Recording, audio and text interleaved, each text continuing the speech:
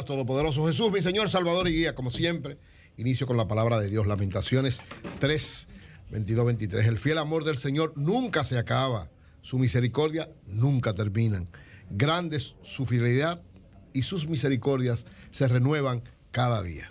Siempre el Señor nos está dando fortaleza, misericordia y todo lo que nosotros necesitamos, y Él siempre es fiel. Miren, hoy se cumplen 25 años del fallecimiento del doctor José Francisco Peña Gómez. En la investigación que yo hice para el libro de los presidentes dominicanos, hay dos casos que yo incluyo en lo que tiene que ver con dos líderes importantes del país que por diversas situaciones, desde mi punto de vista, merecieron los dos ser presidentes de la República, pero ninguno de los dos lo lograron. Uno es Juan Pablo Duarte, el fundador de la nacionalidad dominicana, el que prefiguró, el que vio, el que hizo todo lo que debía hacer el país. Sin embargo, no pudo ser presidente de la República por diversas situaciones que se dieron alrededor de los sectores sociales que habían alrededor del movimiento independentista. Y en el caso del doctor José Francisco Peña Gómez es el otro caso, es el líder de masas más importantes que ha tenido, más trascendente, más impactante que ha tenido la historia de la República Dominicana en los tiempos modernos. Y lógicamente, por una situación también muy especial, yo pienso que él debió haber sido también presidente de la República Dominicana, pero evidentemente ganó una primera vuelta con un 48% de la votación, pero ya estaba planteado que se necesitaba la mitad más uno, el 50% de la votación, y no logró alcanzarlo por también una realidad muy especial, que no es el momento de analizarla. Pero son dos casos, por eso quiero recordar a Peñas en este momento, porque ciertamente Peña Gómez de alguna manera es un referente del ejercicio de la política de este tiempo, con una visión de poder contribuir a los avances más importantes del país. ¿Qué pasa con los líderes? Evidentemente, lo vemos, ¿verdad? En este tiempo, nadie pensó nunca que entre el presidente Leonel Fernández y el presidente Danilo Medina pudiera haber lo que pasó y provocó la división del PLD. Nunca nadie pensó que entre el doctor José Francisco Peña Gómez y el licenciado Jacobo Magluta, también dos líderes importantes que en un momento determinado fueron un soporte fundamental del desarrollo de la democracia moderna de la República Dominicana, pudiera también darse la situación. Es decir, los líderes son seres humanos, los líderes políticos, los líderes sociales, todos son seres humanos y adolecen, tienen también lo que son las faltas, las debilidades, los errores que cometen en el accionar los seres humanos. Pero evidentemente que la grandeza del doctor Peña Gómez, lo que aportó a la democracia dominicana, lo que aportó a través del Partido Revolucionario Dominicano, que fue su gran partido siempre, y lo que significó como funcionario público, como dirigente de masas, como líder político, le dan un sitial de suma relevancia e importancia en la historia política de la República Dominicana, y creo que él mereció ser presidente de la República, lamentablemente no pudo serlo, y queda eso como algo pendiente para líderes de esa magnitud, de él o de Juan Pablo Duarte, salvando las diferencias y las situaciones históricas, pero ojalá que cada vez que un líder importante del país tenga las condiciones y merezca ser presidente de la República, no hayan situaciones que le impidan eso. Así es que honor siempre al doctor Peña Gómez, y qué bueno que su legado queda para todos nosotros. Miren, por otro lado, un grupo de economistas de América Latina, de varias universidades de América Latina, sobre todo con la orientación que da la CEPAL, analizaron lo que es la realidad ahora mismo de la situación económica de América Latina post-pandemia, de los retos que hay en función de la difícil situación de la inflación y de la perspectiva de cómo se está abriendo el mundo frente al enfrentamiento de Estados Unidos-China desde el punto de vista comercial. Y evaluaron en sentido general cuáles son los elementos fundamentales que tiene América Latina, la mayor parte de los países de América Latina, incluido la República Dominicana, y algunas medidas generales que debería orientarse la salida para enfrentar esta situación. Porque ellos dicen que actualmente las perspectivas socioeconómicas de América Latina son muy difíciles. Lo mismo que dijo el Fondo Monetario, lo mismo que dijo el Banco Mundial, está diciendo este grupo de economistas de América Latina que me hacen llegar este análisis. Lo primero que se plantea es que en el caso de América Latina sube la ansiedad y el temor en torno a las perspectivas futuras inmediatas. Si sube una especie, dice, hay un malestar social, hay una especie de desconfianza en todos los sectores en sentido general, que provoca que haya como una especie de estancamiento hacia una salida positiva de lo que puede hacer. ¿Qué provoca eso? Dicen que se está provocando en toda América Latina una subida de las tensiones sociales. Y eso es peligroso. Peligroso porque las tensiones sociales, y ponen ejemplo, ¿verdad?, algunos países donde se han dado, llevan a conflictos políticos. O una y otra. Los conflictos políticos llevan al incremento de las tensiones sociales. Es como una especie de círculo que provoca eso y que entonces se está expresando en que está teniendo un impacto negativo y está, según ellos, dándose un notable aumento de la pobreza en América Latina. Y eso aumenta la tensión social. El aumento de la pobreza en América Latina aumenta la tensión social. Y en algunos países hay temor por la inseguridad alimentaria, que dice que es uno de los síntomas claves de los persistentes efectos socioeconómicos de la pandemia, establece.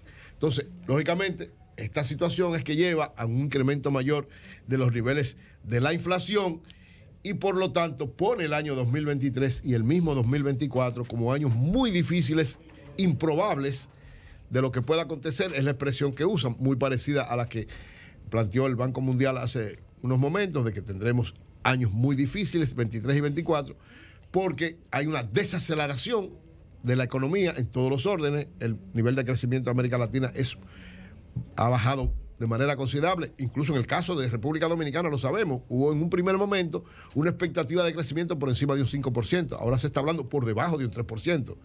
Y uno no sabe lo que pueda acontecer, porque cada vez más se dificulta y se pone más complejo este panorama mundial. ¿Qué implica esto? Dicen ellos, oigan lo que dicen ellos, que el proceso de controlar la inflación es un proceso prolongado, difícil y expuesto a riesgos sociales y políticos muy complicados. Oigan bien, o sea, enfrentar la inflación, en el caso de América Latina, según estos especialistas, implica un proceso largo, prolongado, difícil y expuesto a conflictos sociales y políticos por las medidas que se puedan tomar, y ya lo hemos visto.